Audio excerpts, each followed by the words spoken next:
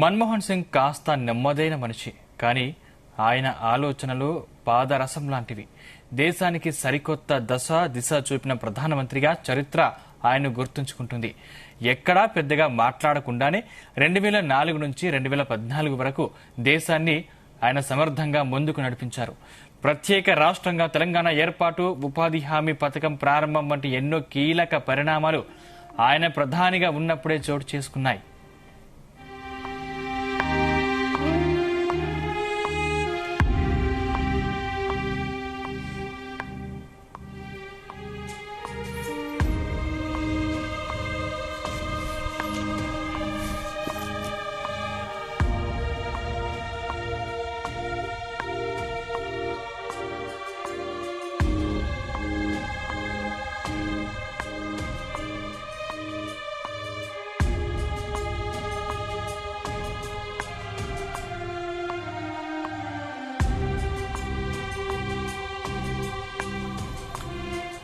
మన్మోహన్ సింగ్ కాస్త నెమ్మదైన మనిషి, కానీ ఆయన ఆలోచనలు పాదరసం లాంటివి.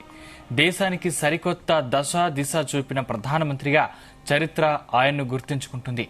ఎక్కడా పెద్దగా మాట్లాడకుండానే 2004 నుంచి 2014 వరకు దేశాన్ని ఆయన సమర్థవంతంగా ముందుకు నడిపించారు. ప్రత్యేక రాష్ట్రంగా తెలంగాణ ఏర్పాటు, ఉపాధి హామీ పథకం ప్రారంభం వంటి ఎన్నో కీలక పరిణామాలు ఆయన ప్రధానిగా ఉన్నప్పుడే చోటు చేసుకున్నాయి.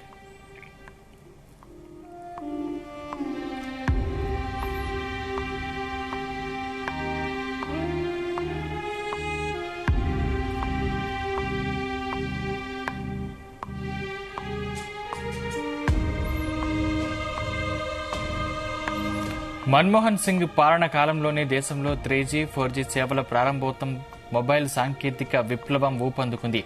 ఆధార్ కార్డుల జారీ మొదలైంది.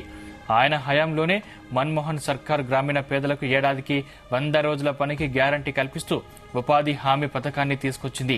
వివిధ పథకాల కింద నగదు సాయాన్ని ఆధార్ అనుసంధానమైన లబ్దిదారుల బ్యాంకు ఖాతాల్లోకి నేరుగా బదిలీ చేసే డీబీటీ ప్రక్రియను ప్రారంభించింది. ప్రైవేటు పాఠశాలల్లోనూ కొందరు పేద విద్యార్థులు ఉచితంగా చదువుకునేలా నిబంధనలు రూపొందించింది. సామాన్యుడి చేతికి పశుపత్రాశ్రం లాంటి సమాచార హక్కును అందించింది.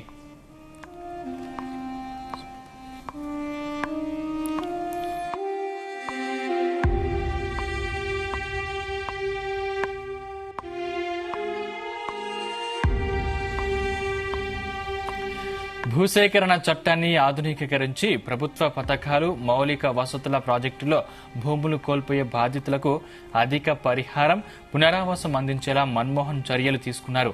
ఉగ్రవాదాన్ని అణిచివేసేందుకు జాతీయ దర్యాప్తు సంస్థ NIA ఆయన హయాంలోనే అవతరించింది. తన మైనారిటీ ప్రభుత్వానికి వామపక్షాలు మద్దతు ఉపసంహరించుకొని హెచ్చరికలు జారీ చేసినా వెరవకుండా అమెరికాతో అణు ఒప్పందం చేసుకున్న ధైర్యశాలి మన్మోహన్. పార్టీ అధినాయకురాలిగా సోనియా గాంధీ బలంగా ఉన్నప్పటికీ, నేతలంతా ఆమె కనుసన్నల్లోనే నడుచుకున్నప్పటికీ ఎక్కడా తన మాటకు విలువ తగ్గకుండా, దేశ గౌరవాన్ని తగ్గించకుండా చాకచక్యంగా ప్రధానమంత్రి పదవి బాధ్యతలను నిర్వర్తించారు మన్మోహన్.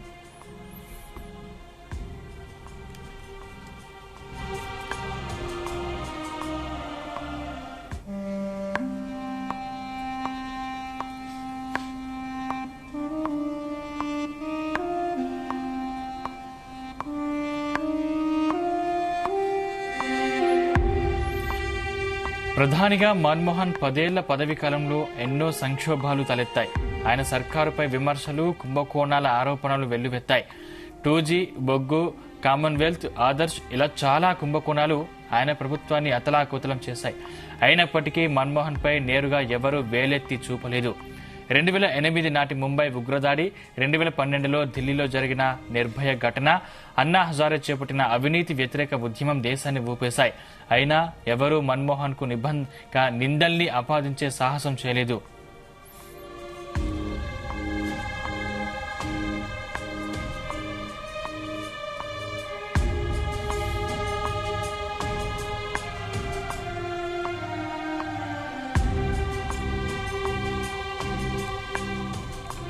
తన ప్రభుత్వానికి పూర్తి స్థాయి మెజారిటీ లేకున్నా రాజ్యసభలో మహిళా రిజర్వేషన్ బిల్లుకు మన్మోహన్ ఆమోద ముద్ర వేయించారు. అత్యంత వ్యూహాత్మకంగా తెలంగాణ బిల్లును ఉభయ సభల్లో గట్టెక్కించారు. ఢిల్లీ అంతర్జాతీయ విమానాశ్రయం ఆయన హయాంలోనే రూపుదిద్దుకుంది. ఢిల్లీకి మరోవైపు జేవర్ ఎయిర్పోర్టుకు భూసేకరణ చేపట్టి పునాదులు వేశారు. దేశ రాజధానితో పాటు చాలా నగరాల్లో మెట్రో రైలును విస్తరించారు. మన్మోహన్ రాష్ట్రపతి పీఠమెక్కారు. తొలిసారి ఒక మహిళను దేశ అత్యున్నత స్థానంలో కూర్చోబెట్టిన ఘన కీర్తి ఆయన సర్కారుదే. మన్మోహన్ హయాంలోనే సేల్స్ ట్యాక్స్ స్థానంలో వ్యాట్ ప్రవేశపెట్టారు. జీఎస్టీ విధానాన్ని తెరమీదకు తీసుకొచ్చి రాష్ట్రాల మధ్య సమన్వయ సాధనకు ప్రయత్నాలు ప్రారంభించారు. ఆయన ప్రభుత్వం గ్రామీణ ప్రాంతాల్లో వైద్య ఆరోగ్య సేవలకు సంబంధించిన మౌలిక వసతులు పెంపొందించడానికి నేషనల్ రూరల్ హెల్త్ మిషన్ ను ప్రారంభించింది. పట్టణ ప్రాంతాల్లో మౌలిక వసతులు మెరుగుపరచడానికి Jawaharlal Nehru urban renewal mission ను ప్రారంభించి 7 ఏళ్లలో $20 బిలియన్ ఖర్చు చేసింది.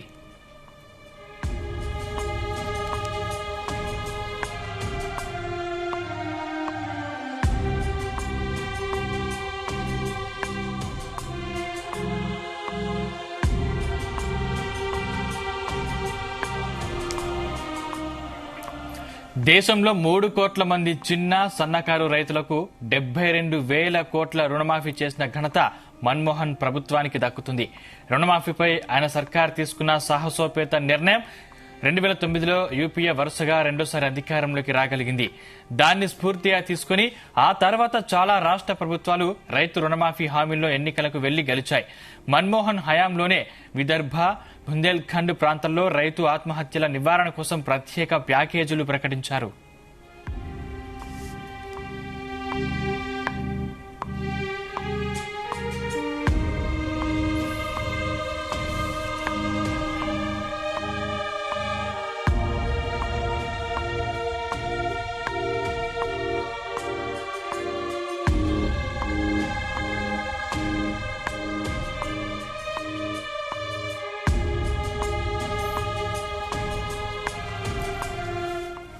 తాను రాజకీయ సంక్లిష్టతల మధ్య అత్యుత్తమ పరిపాలన అందించగలిగానని మన్మోహన్ ఓసారి విలేకరుల సమావేశంలో చెప్పారు. చుట్టూ ఉన్న పరిస్థితుల ఆధారంగా నేను పనిచేసుకుంటూ వెళ్లాను. అందువల్ల నేను చేసింది తప్ప ఒప్ప అన్నది చరిత్ర చెబుతుంది అని పేర్కొన్నారు. విలేకరుల సమావేశాలు ఏర్పాటు చేసి జాతీయ, అంతర్జాతీయ మీడియా ప్రతినిధులు అడిగిన ప్రశ్నలను ధీటుగా ఎదుర్కొన్న ప్రధానమంత్రిగా మన్మోహన్ కు పేరుంది. ఆయన అమెరికాతో సత్సంబంధాలు నేర్పారు. తన హయాంలో ఆ దేశ అధ్యక్షులు జార్జ్ బుష్, ఒబామాలను భారత్కు రప్పించి ఇరు దేశాల మధ్య బలమైన సంబంధాలను ప్రపంచానికి చాటి చెప్పారు.